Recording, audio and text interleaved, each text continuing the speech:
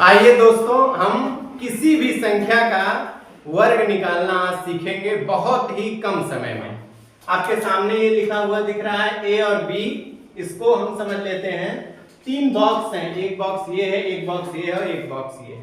तो बी का यहाँ वर्ग है, बीच वाले बॉक्स में 2 गुणे ए गुणे बी, इन दोनों की गुणा और फिर 2 से गुणा, और इस वाले बॉक्स में ए का वर्ग है। ठीक है, अब हम इसको समझ लिया हमने। अब देखते हैं कि किसी संख्या को निकालने में कैसे इसको अप्लाई करेंगे।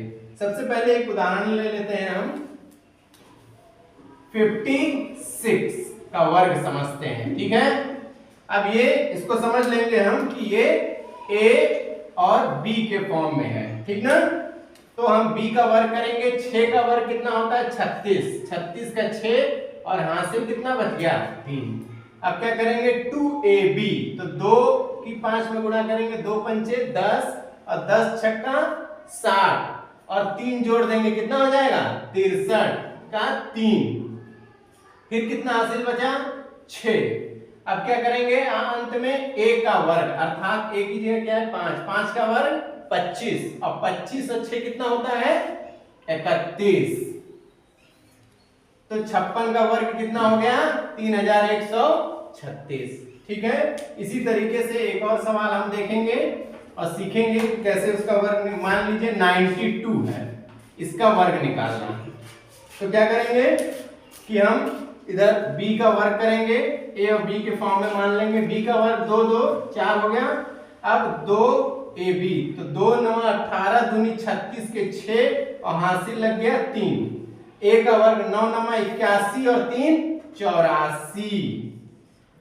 समझ में आ गया? अब हम एक तीसरी संख्या ले लेते हैं जो कि क्या है? 112। इसका वर्ग जानेंगे कैसे निकलेगा। ठीक है, इसमें क्या करेंगे कि हम 2 को क्या मान लेंगे?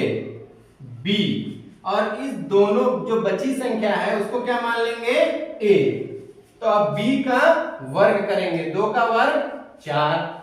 अब क्या करेंगे? 2ab, तो 2 की 11 में गुणा करेंगे 22 और 22 की 2 में गुणा करेंगे 44। 44 का 4, हासिल कितना लग गया? 4। यहाँ रखेंगे।